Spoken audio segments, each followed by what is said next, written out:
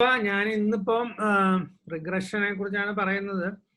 അപ്പൊ റിഗ്രഷൻ കുറെ തിയറി ഉള്ള ഒരു സംഭവമാണ്. അപ്പോൾ അതുകൊണ്ട് ഞാൻ ആദ്യം വിചാരിച്ചു ഒരു പ്രസന്റേഷൻ ആദ്യം കാണിച്ചിട്ട് പിന്നെ അതിലേക്ക് കിടക്കാം. അപ്പൊ ചിലപ്പോൾ അത് തീർന്നില്ല എന്നിരിക്കും. അങ്ങനെയാണെങ്കിൽ നമുക്ക് അടുത്ത തവണ നീട്ടേണ്ടി വരും.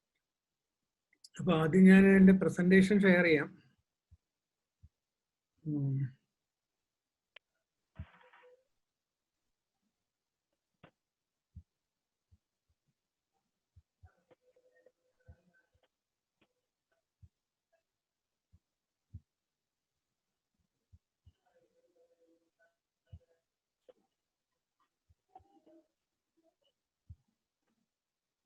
ഇത് ഒരു മെഡിക്കൽ ഓഡിയൻസിന് വേണ്ടി ഉണ്ടാക്കിയതാണ്. അതുകൊണ്ട് അങ്ങനത്തെ എക്സാമ്പിൾസ് ആണ് കൂടുതലും. I am trying to just lay out ഇതിൻ്റെ ഒരു ബേസിക് പ്രിൻസിപ്പിൾസ്. ഇത് പഠിച്ചിട്ടുള്ളവർക്ക് അറിയായിരിക്കും, എന്നാലും പഠിച്ചിട്ടില്ലാത്തവർക്ക് വേണ്ടി ഷെയർ ചെയ്യുകയാണ്. മൾട്ടിപ്പിൾ റിഗ്രഷൻ എന്ന് പറയുന്നത് വളരെ സർവ്വസാധാരണമായിട്ട് ഉപയോഗിക്കുന്ന ഒരു ടെക്നിക്കാണ് സ്റ്റാറ്റിസ്റ്റിക്സിൽ. അത് പല ഫീൽഡിലും ഉപയോഗിക്കാറുണ്ട്.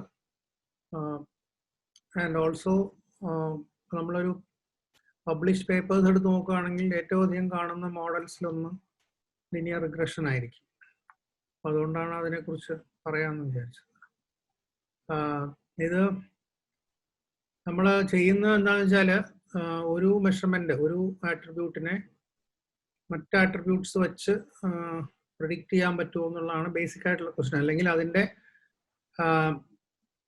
ഇത് തമ്മിലുള്ള റിലേഷൻഷിപ്സ്, ഈ ഒരു ആട്രിബ്യൂട്ടും മറ്റ് ആട്രിബ്യൂട്ട്സും തമ്മിലുള്ള റിലേഷൻഷിപ്പ്, അതിൽ ഈ നമ്മൾ പ്രെഡിക്റ്റ് ചെയ്യാൻ ശ്രമിക്കുന്ന വേരിയബിളിനെ നമ്മൾ പ്രെഡിക്റ്റഡ് വേരിയബിൾ എന്നും മറ്റത് പ്രെഡിക്റ്റേഴ്സ് എന്നും പറയും, അല്ലെങ്കിൽ ഡിപ്പെൻഡന്റ് ആൻഡ് ഇൻഡിപെൻഡന്റ് എന്ന് പറയും.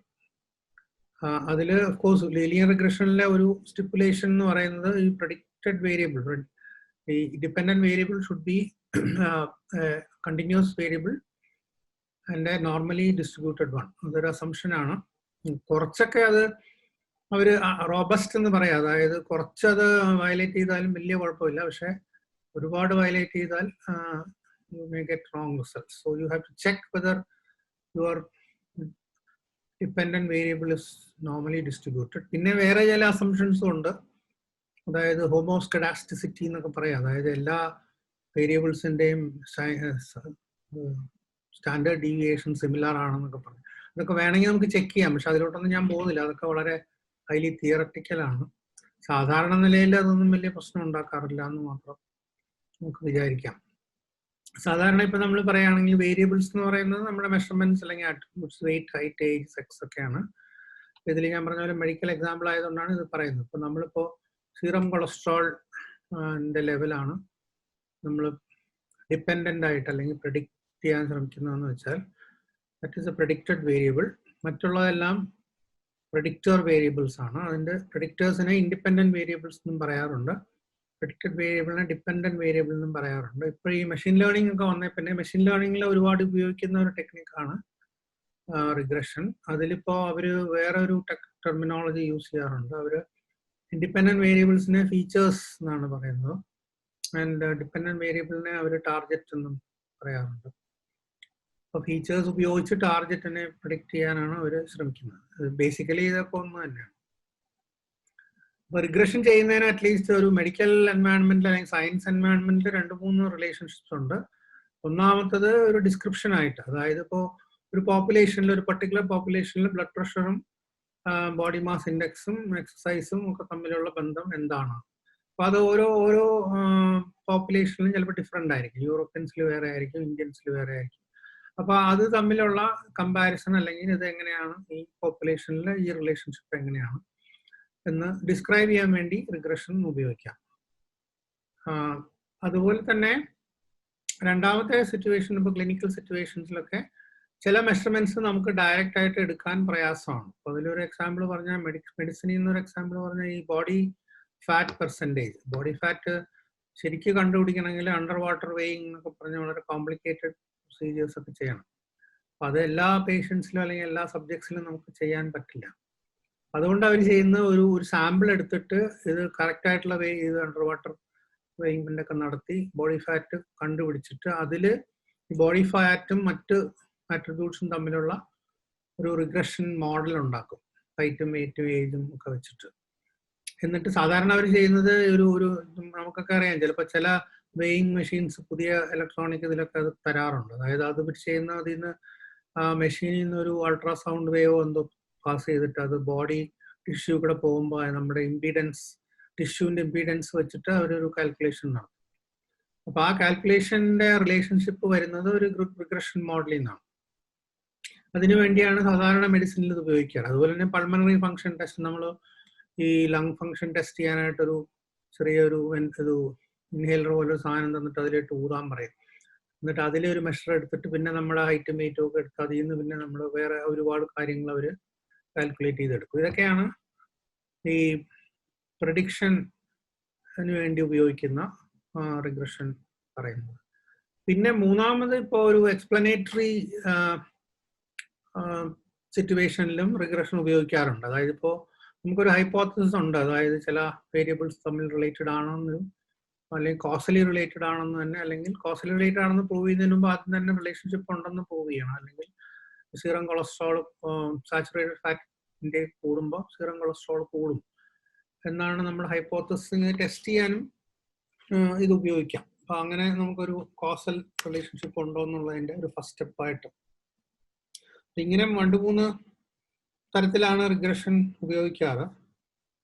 റിഗ്രഷന്റെ ഒരു ബേസിക് എന്ന് പറഞ്ഞാൽ അതൊരു സ്റ്റാറ്റിസ്റ്റിക്കൽ മോഡലാണ്. അപ്പൊ അതുകൊണ്ട് തന്നെ ഒരു റിഗ്രഷൻ മോഡൽ എന്നല്ല, ഒരു സെറ്റ് ഓഫ് ഡാറ്റയിൽ നിന്ന് ഒരു മോഡലല്ല, പല മോഡൽസ് ഉണ്ടാക്കാം. അപ്പൊ അതിൽ ഏറ്റവും നമുക്ക് പറ്റിയ മോഡലാണ് തിരഞ്ഞെടുക്കുന്നത്. അപ്പൊ അതിൽ റൈറ്റ് മോഡൽ റോങ് മോഡൽ എന്നൊരു അങ്ങനെ ഒരു കൺസെപ്റ്റ് ഇല്ല.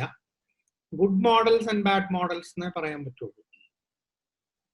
അതാണ് ഒരു ബേസിക് പ്രിൻസിപ്പിൾ. അതുകൊണ്ട് നമുക്ക് ഒരു പർപ്പസിന് വേണ്ടി ഏറ്റവും നല്ലത് ഏതാണ്? ഫോർ ഇൻസ്റ്റൻസ് ഇപ്പോൾ മെഷീൻ ലേണിങ്ങിലൊക്കെ അവർ പ്രഡിക്ഷൻ ആണ് അവരുടെ പ്രൈമറി പർപ്പസ്. അപ്പോൾ അതിനുവേണ്ടി ഉണ്ടാക്കുന്ന മോഡൽസിൽ ചിലപ്പോൾ അവർ ഒരുപാട് വേരിയബിൾസ് ഒക്കെ എടുത്തിട്ടെന്നിരിക്കും. ഇതൊരു ബ്ലാക്ക് ബോക്സ് അപ്രോച്ച് ആണ്. ഒരുപാട് സാധനം എടുത്തിട്ട് എത്ര ആക്യുറേറ്റ് ആയിട്ട് പ്രിഡിക്റ്റ് ചെയ്യാമെന്ന് മാത്രമേ അവർക്ക് താല്പര്യമുള്ളൂ. അല്ലാതെ അതിനകത്തുള്ള വേറെ പ്രശ്നങ്ങളും എക്സ്പ്ലനേറ്ററി അത് എങ്ങനെ എക്സ്പ്ലെയിൻ ചെയ്യാൻ പറ്റും എന്നുള്ളത് അവരുടെ വലിയൊരു ഇതല്ല. അപ്പൊ അതിനുവേണ്ടി ഉപയോഗിക്കുന്ന മോഡൽ ചിലപ്പോൾ ഒരു എക്സ്പ്ലനേറ്ററി മോഡലിന് നല്ലതായിരിക്കത്തില്ല. അപ്പൊ അങ്ങനെയുള്ള ഒരുപാട് കാര്യങ്ങളുണ്ട്. പിന്നെ അതുപോലെ തന്നെ ജഡ്ജ്മെന്റ് ഇസ് വെരി ഇമ്പോർട്ടൻറ്റ്. ഇപ്പോൾ ഈ ഇൻവെസ്റ്റിഗേറ്റർ അല്ലെങ്കിൽ അനാലിസിസ് ചെയ്യുന്ന ആളുടെ പ്രീവിയസ് നോളജും ഡൊമൈൻ നോളജും ഒക്കെ വെച്ചിട്ടാണ് ഒരു മോഡൽ ഉണ്ടാക്കുന്നത്. അല്ലെങ്കിൽ ചിലപ്പോൾ നമ്മൾ പറയുന്നത് ഒരു വിട്ടിത്തരമായിരിക്കും.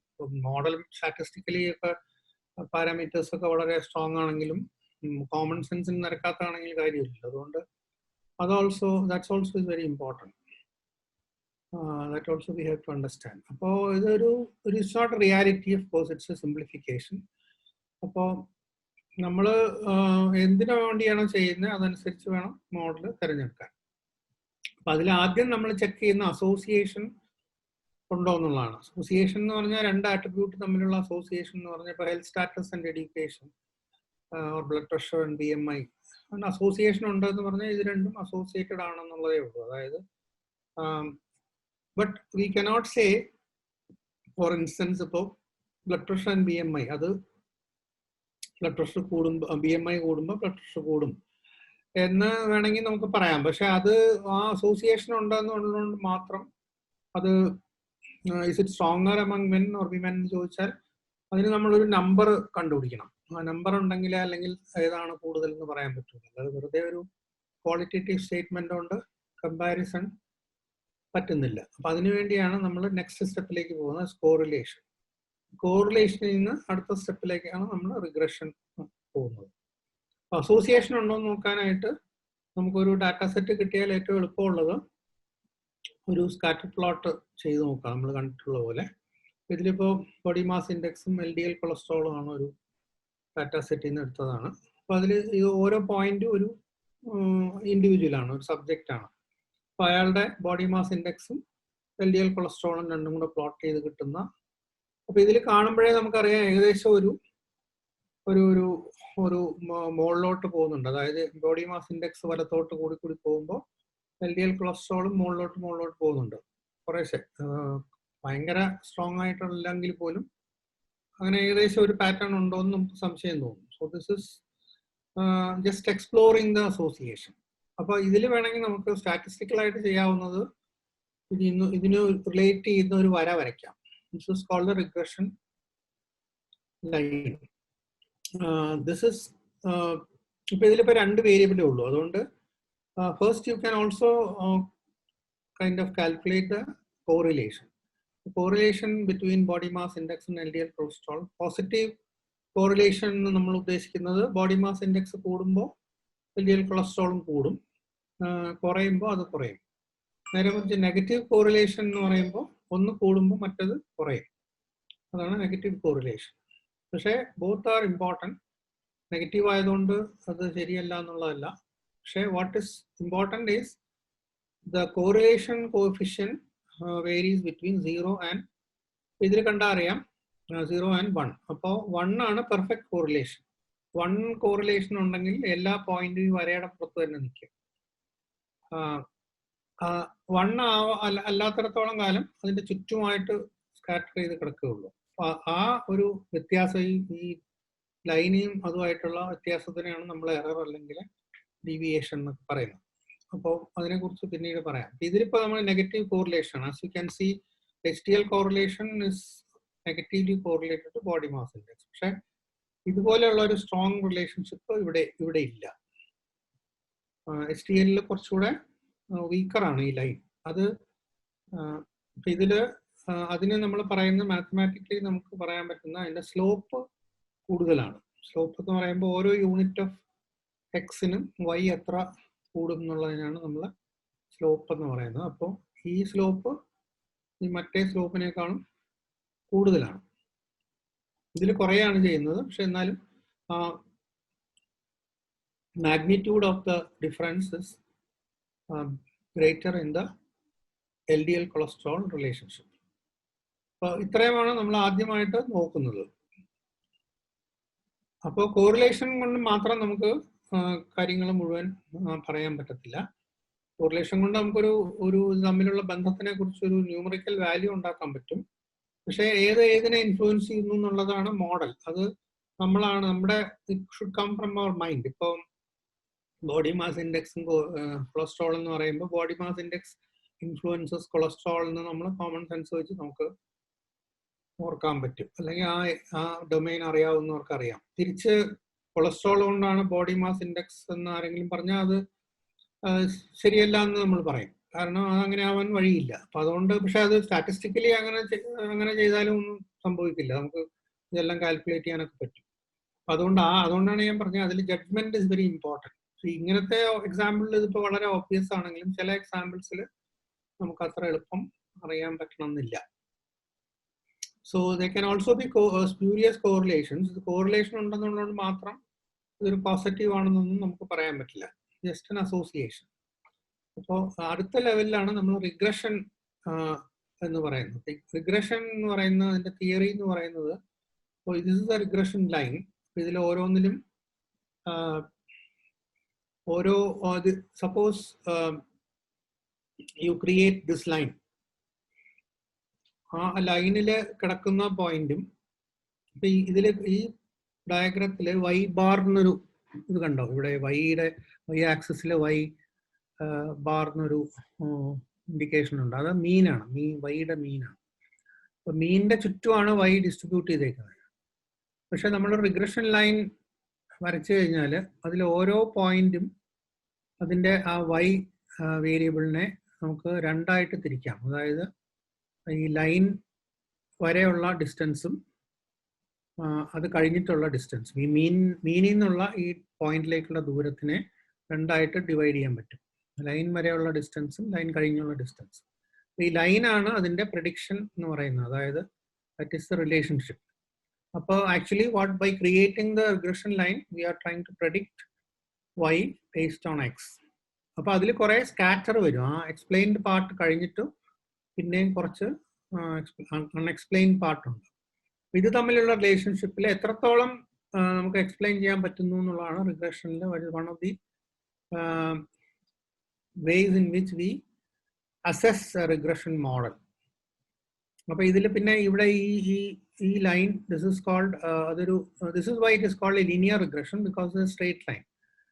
അപ്പോൾ β0 പ്ലസ് β1x എന്നുള്ളതാണ് അതിൻ്റെ ഒരു കോമൺ ഫോം. അപ്പോൾ ഈ β0 എന്ന് പറയുന്നത് ഈ y ആക്സിസിനെ അത് കട്ട് ചെയ്യുന്ന പോയിന്റ് ആണ് β0.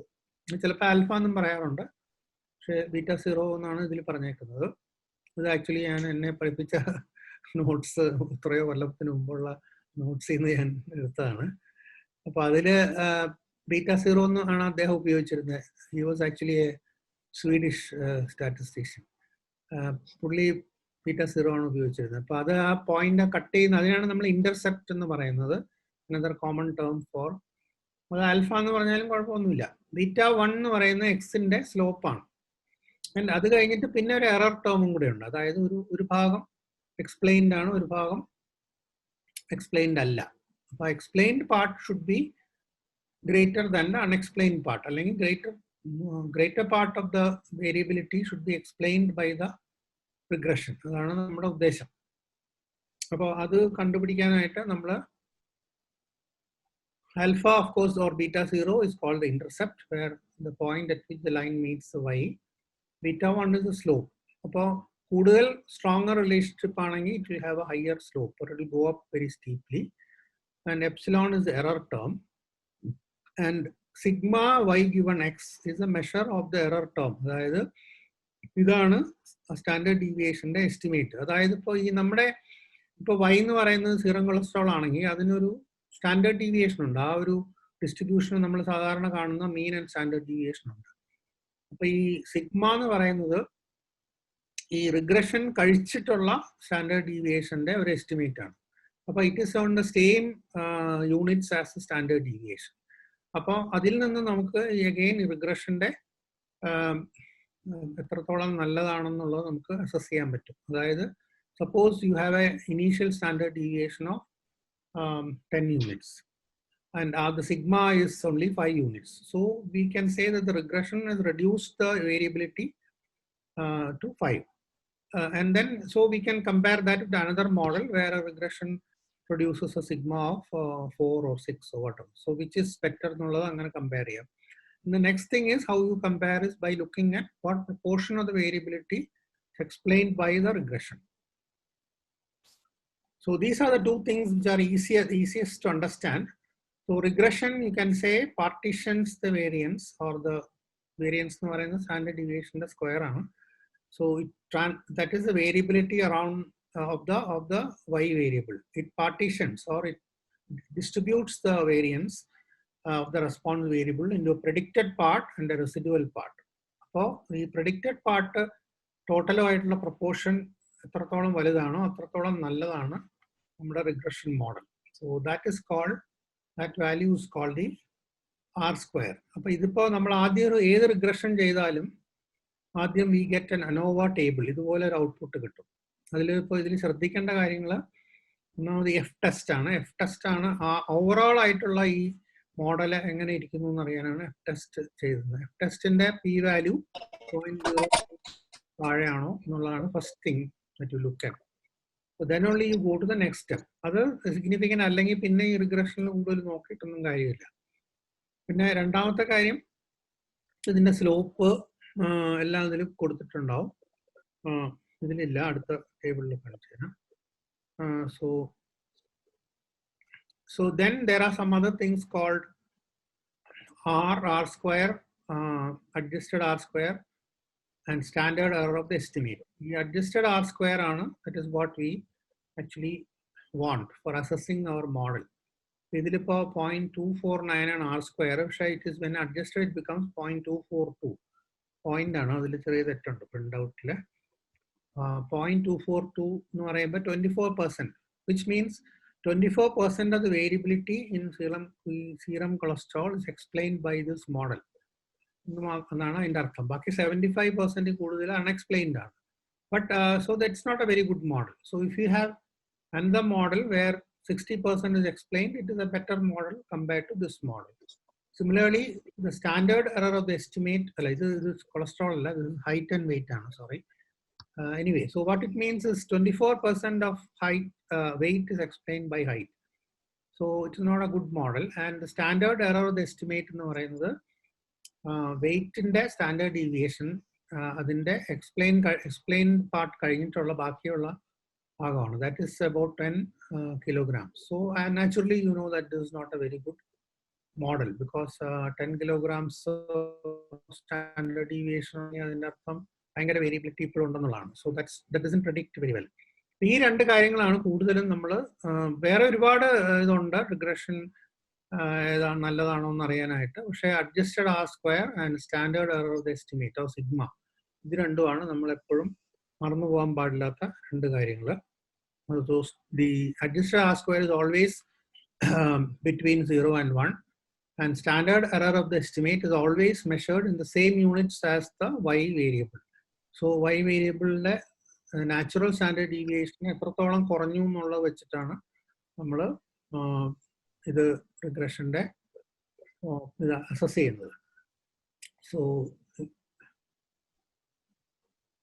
that's all what I have said. So it is a proportion of variance and the other thing is the estimate of the residual variance. That is explain ചെയ്ത് കഴിഞ്ഞ് ബാക്കി എത്രയുണ്ട് എന്നുള്ളതാണ് standard error of the variance. Or so ഇതിലെ ഈ particular ഇതിൽ this is the equation that you get. Weight equals minus 4.7 plus 6.67 into height plus error. So ഈ equation വെച്ചിട്ട് നമുക്ക് ഒരു ഹൈറ്റ് അറിയാമെങ്കിൽ അത് വെച്ചിട്ട് നമുക്ക് വെയിറ്റ് പ്രെഡിക്റ്റ് ചെയ്യാൻ പറ്റും. You just put in the numbers there. ഹൈറ്റിൻ്റെ അവിടെ ഈ പർട്ടിക്കുലർ ആളുടെ ഹൈറ്റ് കൊടുത്തു കഴിഞ്ഞാൽ you get a predicted value, but predicted value will have an error associated with it, of course. That of course you should have to understand. So multivariable എന്ന് പറയുമ്പോൾ ഇതിലിപ്പോൾ ഒരു വേരിയബിളേ ഉള്ളൂ x ആയിട്ട്. പക്ഷേ ഇതേ same thing you can add on other variables. That is age, sex, weight, BMI അങ്ങനെ കൊണ്ടുപോകാൻ പറ്റും. അങ്ങനെ പോകുമ്പോൾ അത് ഓരോന്നും associated will be an associated beta value. So you can call it beta 1 plus beta 2 plus beta 3 like that. So but that cannot be shown on the as a picture or a diagram because adine more than 2 dimensions avum pinne namukku visually it is not demonstrable. Adana adinte oru problem. So you have to imagine that this is like that. So these are all, so this is just to check. Suppose you are doing, I am trying to do this with the Cars 93. First of all you check whether it is normally distributed. By the way, എനിക്ക് തോന്നുന്നു ഇപ്പോൾ ഇവിടെ വരെ എത്തിയിട്ട് I just want to check whether you have any questions. Of course, I know it's not an easy thing to understand in half an hour, but and of course many people already know it, but ഒന്നും അറിഞ്ഞുകൂടാത്തവർക്ക് കുറച്ച് കൂടുതലാണ്. പക്ഷെ അതിൽ എനിക്ക് തോന്നുന്നു ഏറ്റവും അറിയേണ്ട കാര്യമേ ഉള്ളൂ. What is a R square value and what is a sigma value എന്ന് മാത്രം ഓർത്തിരുന്നാൽ മതി.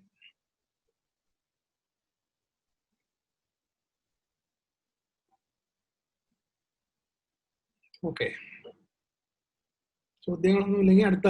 ഇപ്പൊ നമ്മൾ ആദ്യം തന്നെ ഈ ഡിപെൻഡന്റ് വേരിയബിളിന്റെ ഡിസ്ട്രിബ്യൂഷൻ നോക്കുന്നു, whether it is normally distributed. Here it may not be perfectly normally distributed. We are looking at miles per gallon, which is part of the Cars 93 data. But ഇതുപോലെയുള്ള ചെറിയ variable deviations from the normal distribution ഒന്നും വലിയ പ്രശ്നമില്ല. പക്ഷെ ഭയങ്കരമായിട്ട് squid ആയിട്ടുള്ള distribution ആണെങ്കിൽ we may have to transform that into a log value or something so that it becomes more like a normal distribution. ഇതിലിപ്പോൾ ബാക്കി വേരിയബിൾസ് ഇതുപോലെ നമ്മൾ ചെക്ക് ചെയ്യണം. So the continuous variable should be, so you can actually draw a line, engine power as a predictor and miles per gallon as a predicted variable. So there is a negative relationship. As you can see that it's a very strong negative relationship. And you can also have multiple predictors. ഓരോ predictor, അപ്പോൾ group variables ആണെങ്കിൽ നമുക്ക് ഓരോന്നിനെയും ഓരോ കളറായിട്ട് കാണിക്കാം. നമ്മൾ we have show that in the so ഇതിലിപ്പോൾ രണ്ട് ടൈപ്പ് ഓഫ് ഡ്രൈവ്സ്, അല്ല രണ്ട് type of cars, USA, non-USA and 3 types of drive train എല്ലാം വേറെ നമ്മൾ നേരത്തെ ggplot കണ്ട പോലെ. So now we can say that these are not parallel. Some of them are actually intersecting each other. അതിനെക്കുറിച്ച് നമുക്ക് പിന്നീട് പറയാം. So you get something like this, for each what is the beta associated with it. And so first of all, you can do the correlation matrix. So MPG with other variables. And then pick out the variables which are correlated with MPG, so that make a model. And correlation ഉള്ളത് എടുത്തിട്ടേ കാര്യമുള്ളൂ, അല്ലാത്തത് so this is how you do it. I think that we will look at in the, so this is the final model in this particular demonstration. R squared is about 0.65 and the residual standard error is 3.14 miles per gallon, which is not a very big variation. Model 1 weight മാത്രമായിരിക്കും, പക്ഷെ weight plus engine size കൂടെ എടുക്കുമ്പോൾ actually the R square increases slightly and the standard residual standard error comes down slightly. So that becomes even a better model. And മൂന്നാമത്തതില് we have weight, engine size and fuel tank capacity. So മൂന്നും കൂടെ എടുത്തു കഴിഞ്ഞാൽ 0.678 is very good, better R square, and we have reduced the residual standard error to 3.03. So this probably is the best model in this particular exercise. So this is how we do it. ഇതിലിപ്പോ ഒരു ഇതുള്ള നമുക്ക് കാണാൻ പറ്റുന്നത്, if you have 3 variables, you can build 7 models. അതെങ്ങനെയെന്നുള്ളത് ഞാനിപ്പോ I will tell you shortly. അപ്പൊ അങ്ങനെ വേരിയബിൾസിന്റെ എണ്ണം കൂടുന്തോറും you get possible models exponential ആയിട്ട് പോകും. അപ്പൊ അതില് the important thing is how do we pick the right model? അതിനുള്ള ചില pointers ആണ് ഞാനിപ്പോ പറഞ്ഞത്. These are not the only guidelines. There are so many other things people use which we won't go into, but just to give you the idea that picking a model is not a very easy thing. നമ്മുടെ ഇപ്പോഴത്തെ ഒരു പ്രശ്നം എന്ന് പറഞ്ഞാൽ ആളുകൾ വെറുതെ ഈ software ഉള്ളതുകൊണ്ട് ജസ്റ്റ് ഏതെങ്കിലും ഒരു മോഡൽ അങ്ങ് ഉണ്ടാക്കിയിട്ട് അതങ്ങ് റിപ്പോർട്ട് ചെയ്യും. പക്ഷെ what is ideal is you should explore many alternative models and then pick a model and then justify that. So ആ ഒരു approach ആണ് എപ്പോഴും നല്ലത്. So generally use lesser terms. If you can explain the same thing with fewer terms, it's a better model. And also use models with fewer assumptions. അതായത് ഇപ്പൊ നമുക്ക് log transformation ഒക്കെ വേണ്ടി വരികയാണെങ്കിൽ that's not a very good model, but there are occasions where that is the only one possible. Linear, of course, is better than non-linear. There are a lot of non-linear models. Generally, use nalladu, of course, unless you are a very good statistician and all that. And also, generally, adinte avashyam varunnathum valare koravaayirikkum. Adondu pinne collinearity ennu parayunna oru prashanam undu. Adayathu we will come to that shortly. And interaction is another term which we have to learn, which I will tell you. And prefer models with predictors that are easy to measure. ഭയങ്കര complicated ആയിട്ടുള്ള predictors ആണെങ്കിൽ that also makes it not very useful. Logistic regression കുറിച്ച് ഞാൻ ഇപ്പോൾ പറയുന്നില്ല, എൻ്റെ കൂടെ വന്നു എന്നുള്ളതേ ഉള്ളൂ. പോട്ടെ. So this is the PowerPoint. So can I go to the script?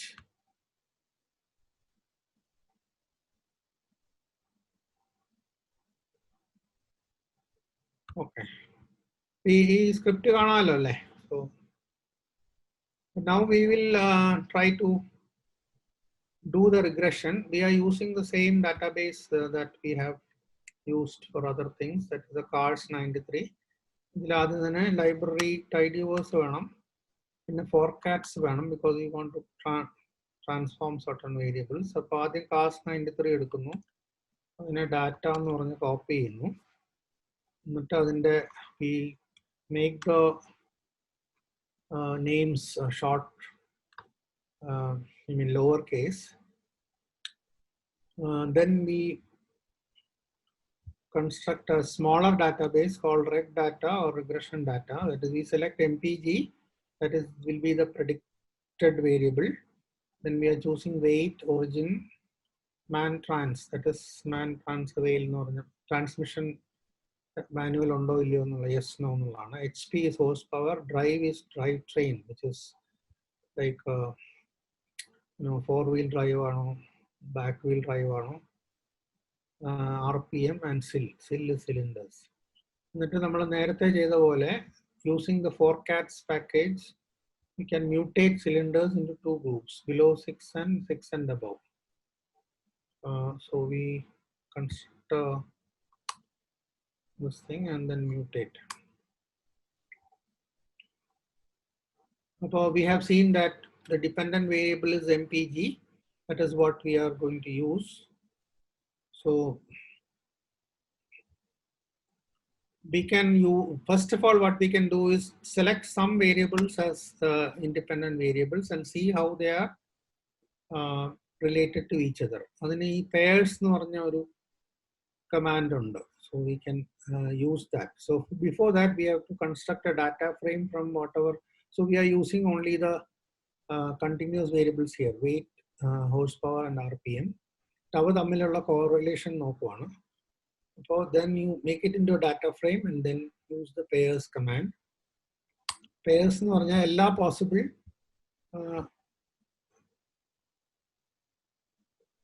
വേരിയബിളും തമ്മിൽ പ്ലോട്ട് ചെയ്യുക എന്നുള്ളതാണ്. അപ്പോൾ ഇതിലിപ്പോൾ വെയിറ്റും HP തമ്മിൽ there is a strong relationship, whereas RPM-ഉം രണ്ടും തമ്മിൽ വലിയ അങ്ങനെ ഒരു റിലേഷൻഷിപ്പ് ഇല്ല. ഇതിന്റെ അർത്ഥം എന്താ വെച്ചാൽ വെയിറ്റും HP-യും രണ്ടും കൂടി നമ്മൾ ഈ predictors ആയിട്ട് എടുക്കുകയാണെങ്കിൽ there will be a problem called collinearity. Collinearity എന്ന് പറഞ്ഞാൽ വെയിറ്റും HP-യും വളരെ strongly correlated ആണ്. കാരണം അതുകൊണ്ട് if you take weight, then HP is already part of that, in the sense weight കൂടുന്തോറും അല്ലെങ്കിൽ HP കൂടുന്തോറും weight കൂടും. So you need not have both of them generally. അപ്പം അങ്ങനെ ഒരുപാട് collinear ആയിട്ടുള്ള predictors ഉണ്ടെങ്കിൽ your regression will become problematic. So it is better avoided. ഇതിപ്പോൾ ഞാൻ വെറുതെ വളരെ ബ്രോഡായിട്ട് പറയുന്നുള്ളൂ. കൊലിനിയാരിറ്റി ടെസ്റ്റ് ചെയ്യാനൊക്കെ സ്റ്റാറ്റിസ്റ്റിക്കൽ ടെസ്റ്റിംഗ് ഒക്കെ ഉണ്ട്, അതിലോട്ടൊന്നും നമ്മൾ പോകുന്നില്ല. പക്ഷെ നമുക്ക് വെറുതെ ഇങ്ങനെ നോക്കിയിട്ട് വളരെ സ്ട്രോങ് കോറിലേഷൻ ഉണ്ടെന്ന് തോന്നുവാണെങ്കിൽ you can pick one of the two variables, or you can make a combination of both these variables, a linear combination of one this plus this എന്നോ അങ്ങനെ എന്തെങ്കിലും, അല്ലെങ്കിൽ one this into this അങ്ങനെ you can create another variable. But it is better not to have both of them separately because that create problems. So that is collinearity. അതിനു വേണ്ടിയാണ് payers എടുക്കുന്നത്. അപ്പൊ അതിൽ നിന്ന് നമ്മളിപ്പോൾ ഇതിൽ നിന്ന് വെയിറ്റ് മാത്രം എടുക്കാൻ തീരുമാനിക്കുകയാണ്. എന്നിട്ട് so we create a scatter plot with a geom smooth. Geom smooth and method equals LM.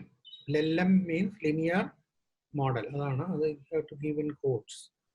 അപ്പോൾ അങ്ങനെ കൊടുത്തു കഴിഞ്ഞാൽ നമുക്ക് ഇങ്ങനെ ഒരു പ്ലോട്ട് കിട്ടും. So here the x-axis is weight and miles per gallon is y. So as the weight increases, miles per gallon will decrease. Heavier cars will have lower mileage naturally. ഇതിൽ കാണിച്ചിരിക്കുന്ന ഷെയ്ഡഡ് ഏരിയ എന്ന് പറയുന്നത് അതിന്റെ standard error ആണ്. That is standard error of the regression, not the standard error of the points. അപ്പോൾ ഈ standard error of the regression എന്ന് പറഞ്ഞാൽ എന്താണെന്ന് വെച്ചിട്ടുണ്ടെങ്കിൽ ഇതിൽ നമുക്ക് നോക്കിയാൽ കാണാം ഇതിന്റെ രണ്ടറ്റവും വളരെ ബ്രോഡും നടുവിൽ അത് വളരെ നാരോ ആണ്. അതിന്റെ അർത്ഥം എന്ന് വെച്ചാൽ ഈ ലൈൻ ഇതിനകത്ത് എവിടെ വേണമെങ്കിലും ആവാന്നുള്ളതാണ്. It will move around its fulcrum in the middle, that is വെയിറ്റിന്റെ മീൻ വെച്ചിട്ട് ഈ ലൈനിനെ നമുക്കൊരു വടി പോലെ ഒരു സാധനമായിട്ട് നമ്മൾ ഇമാജിൻ ചെയ്യുകയാണെങ്കിൽ കുറച്ച് അങ്ങോട്ടും ഇങ്ങോട്ടും അഡ്ജസ്റ്റ് ചെയ്യാം. അതായത് ഇതിനകത്ത് എവിടെ വേണമെങ്കിലും ആവാം. ദിസ് ഇസ് ദ 95% കോൺഫിഡൻസ് പോലെ സ്റ്റാൻഡേർഡ് എറർ കാണിച്ചിരിക്കുകയാണ്. So this is the line. So this actually shows that there is a relationship. So we can go ahead with weight as a. So similarly, we can also construct RPM which is plot എടുക്കുന്നു. RPM വെച്ച് എടുക്കുമ്പോൾ അത് it's a positive correlation. But here you find that it is not a very strong correlation, but still there is a positive correlation. And you find that the standard error is very broad, which means that scatter is more. So suppose let us take this both. So now at this point, I also want to introduce another package called Magrittr, MAGRITTR. Magrittr ഒരുപാട് functions ഉണ്ട്. പക്ഷെ നമ്മൾ ഉപയോഗിക്കുന്ന you can use the install packages command. എൻ്റെ already installed ആയതുകൊണ്ട് so I can just type library Magrittr. ഇതിന്റെ ഒരു ഗുണം എന്ന് പറഞ്ഞാൽ ഇതിലിപ്പോ പൈപ്പ് എന്ന് പറയുന്ന പോലെ ഇതിൽ ഇങ്ങനെ ഒരു സാധനമുണ്ട്, അതായത് percentage dollar percentage.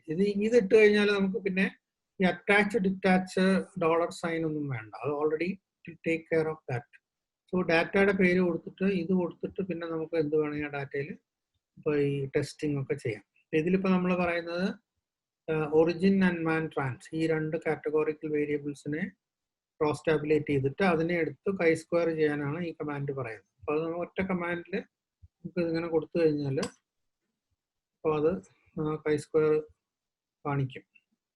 So it is significant, which means origin that is USA non USA എന്നുള്ളതും മാനുവൽ ട്രാൻസ്മിഷനും തമ്മിൽ അസോസിയേഷൻ ഉണ്ട്. ഇതെല്ലാം പ്രിഡിക്റ്റേഴ്സ് ആണ്. പ്രിഡിക്റ്റേഴ്സ് തമ്മിൽ ഇത്രത്തോളം അസോസിയേഷൻ ഉണ്ടെന്ന് അറിയാനാണ് ഇതൊക്കെ ചെയ്യുന്നത്. ജസ്റ്റ് ഒരു എക്സ്പ്ലോറേറ്ററി ഇതെന്നുള്ളതേ ഉള്ളൂ, ഡാറ്റ എങ്ങനെ ഉണ്ടെന്ന് അറിയാൻ വേണ്ടി. സെയിം തിങ് വിത്ത് സിലിണ്ടേഴ്സ്, അതിലും ഇതുണ്ട്. Then we can do drive, ഇതെല്ലാ തരത്തിലുള്ള ഇത് നമുക്ക് ചെക്ക് ചെയ്യാൻ പറ്റും. എന്നിട്ട് ഇതെല്ലാം കൂടെ നോക്കിയിട്ട് അപ്പോൾ ഇതിൽ മാത്രം ഇതിൽ it's not chi square is not significant. Drive and man trans are not really significantly different. Anyway, so നമുക്ക് ഇതിൽ നിന്ന് നമുക്ക് ഏകദേശം ഏതൊക്കെ എടുക്കണം എന്നുള്ളതിനെ കുറിച്ച് ഒരു ഐഡിയ കിട്ടും. അതായത് വളരെ സ്ട്രോങ് അസോസിയേഷൻ ഉള്ളവർ പറയുമ്പോൾ നേരത്തെ പറഞ്ഞ പോലെ രണ്ടും കൂടെ എടുക്കേണ്ട കാര്യമില്ല, ഏതെങ്കിലും ഒന്ന് എടുത്താൽ മതി. അപ്പോൾ ഇതിൽ നിന്ന് നമ്മൾ ഇങ്ങനെ ഒരു എക്സ്പ്ലോർ ചെയ്ത് കഴിഞ്ഞിട്ട് taking choosing drive and manual transmission. ഇതൊക്കെ വെറുതെ ഒരു എക്സ്പ്ലോറേഷൻ എന്നുള്ളതേ ഉള്ളൂ. ഇപ്പൊ നമുക്ക് ഇതൊന്നും ഇല്ലാതെ തന്നെ ഏതെങ്കിലും വേരിയബിൾ ഉപയോഗിക്കണമെങ്കിൽ ഉപയോഗിക്കാം, അതിന് കുഴപ്പമൊന്നുമില്ല. പക്ഷെ this is just to make our model little more stable and robust. ഇതിൽ നമ്മൾ എടുത്തേക്കുന്നത് ഇപ്പം നേരത്തെ വെയിറ്റ് എടുത്തു, ഐ തിങ്ക് RPM എടുത്തു, ഡ്രൈവ് ആൻഡ് മാൻ ട്രാൻസ്. ഇത് 4 വേരിയബിൾ ആണ് പ്രെഡിക്റ്റേഴ്സ് ആയിട്ട് എടുക്കുന്നത്. എന്നിട്ട് we can also look at the distribution of these categorical variables. അതിൽ നമ്മൾ geom jitter എന്നൊരു കമാൻഡ് കൊടുക്കുന്നു, because that is just to distribute the points. അല്ലെങ്കിൽ ഇപ്പോൾ geom point കൊടുക്കുകയാണെങ്കിൽ I just show you in jitter. So I just type geom point. അപ്പോൾ ഇതിങ്ങനെ ഇരിക്കും, ഓരോ ഗ്രൂപ്പിനും അതിങ്ങനെ ഒറ്റ നിരയിൽ വരും. അപ്പൊ അങ്ങനെ വരുമ്പോൾ നമുക്ക് ഓവർ പ്ലോട്ടിങ് ഒരുപാട് കാണും. ഒരു പോയിന്റ് എന്ന് പറയുന്നത് ചിലപ്പോൾ ഒന്നിന്റെ മുകളിൽ ഒന്നായിട്ടായിരിക്കും. അപ്പൊ അത് നമുക്ക് തിരിച്ചറിയാൻ വേണ്ടി we can use jitter. Jitter എന്ന് പറഞ്ഞു കഴിഞ്ഞാൽ അത് കുറച്ച് ഒരു സ്കാറ്റർ കൊടുക്കുക. ഈ ജിറ്റർ അഡ്ജസ്റ്റ് ചെയ്യാനൊക്കെ ഒരുപാട് കമാൻഡ് ഒക്കെ ഉണ്ട്, ഞാൻ അതിലൂടെ പോകുന്നില്ല. പക്ഷെ just to give you an idea. So jitter കൊടുത്തു കഴിഞ്ഞാൽ രണ്ട് ഗ്രൂപ്പിനെ ഡിസ്ട്രിബ്യൂട്ട് ചെയ്ത് കൊടുക്കും. അപ്പൊ നമുക്ക് ഇതിൽ നിന്ന് കണ്ടാൽ അറിയാം ഇതിലിപ്പോ മാനുവൽ ട്രാൻസ്മിഷൻ ഇല്ല, നോ എന്നുള്ളതാണ്, ഇത് യെസ് ആണ്. ഇത് മാനുവൽ ട്രാൻസ്മിഷൻ ഉള്ള കാരണമാണ് കൂടുതൽ മൈലേജ് ജനറലി ഉള്ളത് എന്നുള്ള ഒരു ഐഡിയ നമുക്ക് കിട്ടും. അത് സെയിം തിങ് വിത്ത് ഡ്രൈവിൻ്റെ ഇതും, അത് 3 ഗ്രൂപ്പ് ഉണ്ട് ഡ്രൈവ് എന്ന് പറയുന്നത്. So if you look at that, we'll see that 4-wheel drive, front wheel drive and rear wheel drive. So front wheel driveലാണ് കൂടുതലും മൈലേജ് ഉള്ള കാറുകളൊക്കെ ഉള്ളത്. So these kind of things we can just explore. എന്നിട്ട് first we make our model.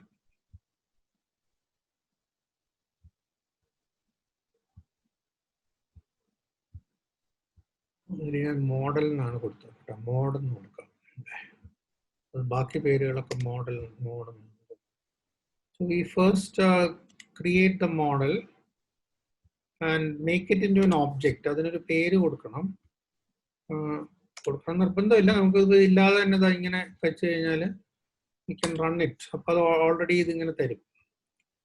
ഇത് അതിന്റെ call എന്ന് പറഞ്ഞാൽ what is the formula, and then it gives you the coefficients, the intercept എത്ര, വെയിറ്റിന്റെ coefficient, RPM ന്റെ, these are the groups. So drive front, drive rear and 4-wheel drive is a reference. അപ്പൊ റെഫറൻസുമായിട്ട് നോക്കുമ്പോൾ അതിൻ്റെ വ്യത്യാസമാണ് ഈ കാണിച്ചേക്കുന്നത്. അതായത് ഇന്റർസെപ്റ്റ് എത്രത്തോളം വ്യത്യാസം വരുന്നു എന്നുള്ളതാണ്.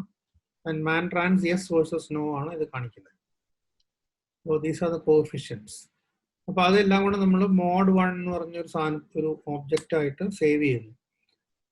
അത് എന്തിനാന്ന് വെച്ചാൽ മോഡ് 1 എന്ന് പറഞ്ഞാൽ നമ്മൾ നേരത്തെ കണ്ട സാധനം തന്നെ. പക്ഷെ നെയിംസ് മോഡ് 1 എന്ന് പറഞ്ഞ് കൊടുക്കുമ്പോൾ കുറെ സാധനങ്ങൾ ഇങ്ങനെ കാണാം. കോഎഫിഷ്യൻസ്, റെസിഡുവൽസ്, ഇതൊക്കെ അതിന്റെ ഈ ഒബ്ജക്റ്റിന്റെ ഭാഗമാണ്. അപ്പൊ ആറിന്റെ ഒരു പ്രത്യേകത എന്ന് പറഞ്ഞാൽ ഇത് ഓൾറെഡി പല സ്റ്റാറ്റിസ്റ്റിക്കൽ പ്രോഗ്രാമിലും ഇതെല്ലാം കൂടെ ഒരുമിച്ചിങ്ങ് വരും നമ്മൾ റിഗ്രഷൻ ചെയ്യുമ്പോൾ. ആറിൽ അങ്ങനെ വരത്തില്ല. അതൊരു we have to save it and then ask for each separately. അത് ആവശ്യമുള്ളത് മാത്രമേ എടുത്താൽ മതി എന്നുള്ളതിന്റെ പേരിലാണ് അങ്ങനെ ചെയ്യുന്നത്. ഫോർ ഇൻസ്റ്റൻസ് ഇപ്പൊ ഇതിൽ കോഎഫിഷ്യൻ എന്നുള്ളതിന് OF എന്ന് പറഞ്ഞൊരു കമാൻഡ് ഉണ്ട്. അപ്പോൾ ഈ OF മോഡ് 1 എന്ന് പറഞ്ഞാൽ ഓരോ കോഎഫിഷ്യന്റും അത് റിപ്പോർട്ട് ചെയ്യും. അതിന്റെ കോൺഫിഡൻസ് ഇന്റർവെൽസ് കാണണമെങ്കിൽ കോൺഫിൻഡ് മോഡൽ 1 എന്ന് കൊടുത്തു കഴിഞ്ഞാൽ, സോറി മോഡ് 1 എന്നാണ് നമ്മളിപ്പോൾ സേവ് ചെയ്തേക്കുന്നത്. അപ്പൊ അതിന്റെ 2.5%, ദിസ് ഇസ് 95% കോൺഫിഡൻസ് ഇന്റർവെൽ. ഓരോ ഇന്റർസെപ്റ്റിന്റെ വെയിറ്റിന്റെ ഇതിൽ കണ്ടാ അറിയാം നമുക്ക് 95% കോൺഫിഡൻസ് ഇന്റർവെൽ അതിന്റെ രണ്ടും സൈൻ ഒന്ന് തന്നെയാണെങ്കിൽ ഇറ്റ് സിഗ്നിഫിക്കൻറ്റ്. ഇതിൽ രണ്ടും പ്ലസ് ആണ്, വെയിറ്റിന് രണ്ടും മൈനസ് ആണ്, ബാക്കിയൊന്നും സിഗ്നിഫിക്കൻ്റ് അല്ല. Even RPM is not significant. Now we know that only weight is the significant predictor. അപ്പൊ ഇനി ഇതേ സാധനത്തിന് ഇപ്പൊ ഈ ഒരു മോഡൽ നമുക്ക് കിട്ടിക്കഴിഞ്ഞാല് കുറച്ചുകൂടെ നന്നായിട്ട് ഇത് ഈ മോഡല് എക്സ്പ്ലോർ ചെയ്യാനായിട്ട് there is another package called Broom. അപ്പോൾ ആദ്യം നമ്മൾ അതിൽ tidy എന്ന് പറഞ്ഞ command. So we can actually install Broom. If you have not installed, you can install now. Broom എന്ന് പറഞ്ഞാൽ അതിനെ tidy ചെയ്യുന്ന ക്യാപ്പ് എന്നാണ്. അപ്പോൾ ലൈബ്രറി Broom എടുത്തിട്ട് glance എന്നൊരു കമാൻഡ് ഉണ്ട്. glance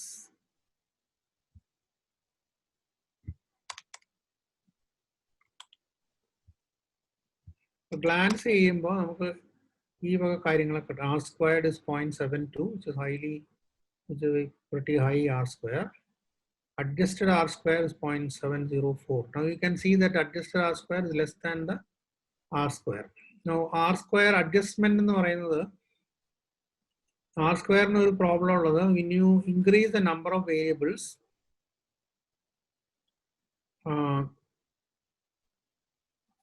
you always have a higher R square. അപ്പോൾ വെറുതെ ഒരു കുറെ വേരിയബിൾസ് ഉള്ളതുകൊണ്ട് മാത്രം നമുക്കൊരു ഹയർ R square കിട്ടും. പക്ഷെ അത് you have to adjusted for the number of variables. അങ്ങനെ അഡ്ജസ്റ്റ് ചെയ്യുന്നതാണ് അഡ്ജസ്റ്റഡ് R squared എന്ന് പറയുന്നത്. So here sigma is 3.06 and this is the F statistic and this is the P value for the whole model.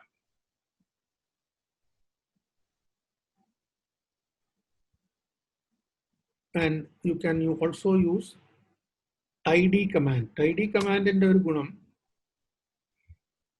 ഈ ഔട്ട്പുട്ടിനെ അതെടുത്ത് അത് makes it into another data frame. ഈ പറഞ്ഞ പോലെ ഓരോ rows and columns. ഇത് നമുക്ക് ഇത് ഓരോന്നും ഒരു കോളം ആയിട്ട് എടുക്കാൻ പറ്റും. And we can actually do something with this, all these things. You can even plot it or not. So you have all these P values. Now you can look at which are the significant P and all that. So ഇതിപ്പോ നമ്മൾ കണ്ടു കഴിയുമ്പോൾ നമുക്ക് we can build another model. That is, we can remove the things which are not significant. ഇപ്പൊ ഇതിലിപ്പോ നമുക്ക് ആപ്പാടെ mode 2 ഏറ്റവും മോശമായിട്ടുള്ള പ്രഡിക്ടറിനെ നമ്മൾ റിമൂവ് ചെയ്തിട്ട് we are reconstructing the model and then you glance and then there is a slight improvement, or rather it's not improving, isn't it? ഇതിപ്പോ കുറഞ്ഞു വരുവാണ്. Adjusted R square is less than the first model. Yes. So it's probably not better. രണ്ടും ഏകദേശം ഒരുപോലെ തന്നെയാണ്. And now we can try another model.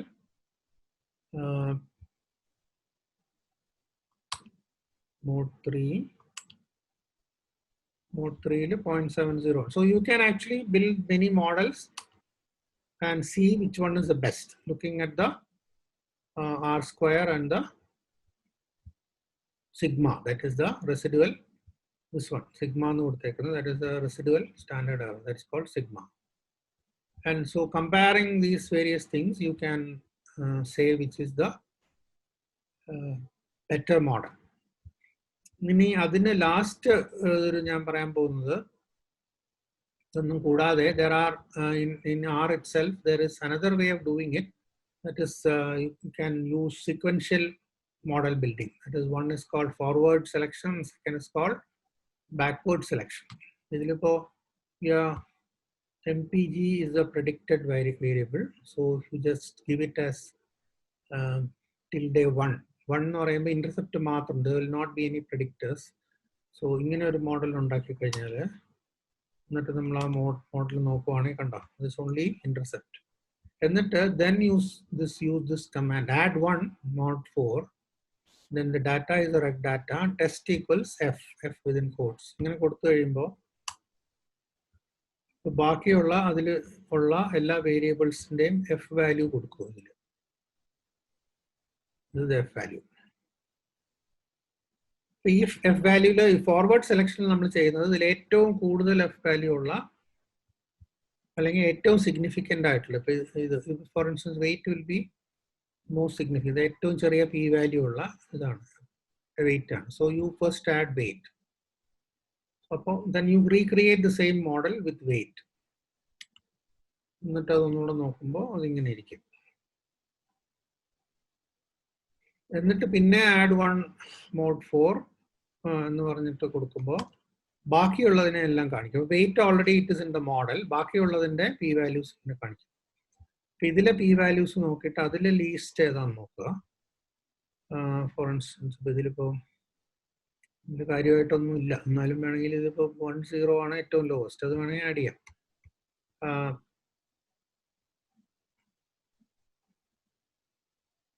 But ഇതിലിപ്പോ നമ്മൾ അവിടെ നിർത്തിയിരിക്കുകയാണ്, ബിക്കോസ് വേറെ ഒന്നും സിഗ്നിഫിക്കൻ്റ് അല്ലാത്തതുകൊണ്ട് we got only weight is only the forward selection വെച്ച് നോക്കുമ്പോൾ we are getting only weight as the predictor. So this is the best model through forward selection. Weight കയറി കഴിയുമ്പോൾ ബാക്കിയൊന്നും significant അല്ലാതാണ്. The same thing we can do using backward selection. Backward selection ഒരു logic എന്ന് പറഞ്ഞാൽ first you put everything, all predictors into the model. That is this is like mode, and അതിന് ഇതിന്റെ syntax എന്ന് പറഞ്ഞാൽ tilde dot എന്ന് കൊടുത്തു കഴിഞ്ഞാൽ എല്ലാം അതിലോട്ട് പോകും. So then you use drop 1. Drop 1 എന്ന് പറഞ്ഞാൽ it will give you ഇതുപോലെ ഒരു ടേബിൾ തരും, എല്ലാ വേരിയബിളും അതിൻ്റെ എല്ലാം ഇതുപോലത്തെ ഔട്ട്പുട്ട് തരും. ഇതിൽ നമ്മൾ ചെയ്യുന്ന നേരെ തിരിച്ച് ഇതിൽ എഫ് വാല്യൂ അല്ല നോക്കുന്നത്.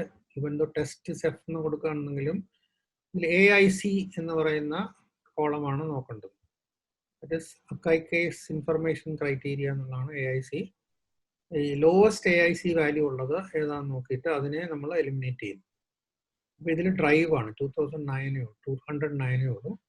അപ്പോൾ അതിന് നമ്മൾ വെറുതെ ഇങ്ങനെ കൊടുത്താൽ മോഡ് 5 അത് തന്നെ recreate the model by saying MPG tilde dot minus drive എന്ന് പറഞ്ഞാൽ അതിൽ നിന്ന് ഡ്രൈവിനെ എലിമിനേറ്റ് ചെയ്യാൻ പറയാം. എന്നിട്ട് അതൊന്നുകൂടെ നോക്കുമ്പോൾ പിന്നെ എന്തൊക്കെ ഉണ്ടെന്ന് നോക്കാം. ഇതിൽ അഗെയിൻ ഇതിന്റെ AIC ഏറ്റവും കുറവുള്ളത് 207.08 സിലിണ്ടർ ആണ്. So we say drop cylinder. അപ്പൊ ഡ്രോപ്പ് സിലിണ്ടർ ഡ്രോപ്പ് ഡ്രൈവ് രണ്ടും ഡ്രോപ്പ് ചെയ്തിട്ട് അടുത്ത model again we save it as mod 5 only. Then again you run the drop command. ബാക്കിയുള്ളതിൽ ഏതാണ് ഇനിയുള്ളതെന്ന് നോക്കാം. 205 ഉണ്ട്. So that is RPM. So അത് drop ചെയ്യുന്നു. എന്നിട്ട് പിന്നെ ഒന്നുകൂടെ നോക്കുമ്പോൾ we have HP which is 204. അപ്പോൾ അതും കൂടെ ഡ്രോപ്പ് ചെയ്യുന്നു.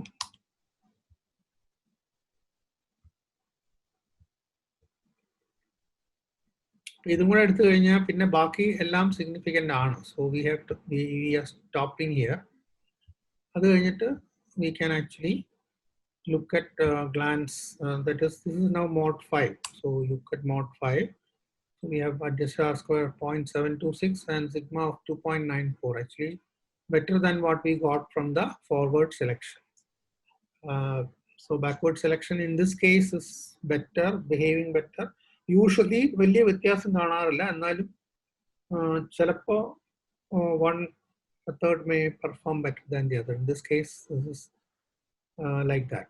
So this is, then you can do the tidy and all that. You can also do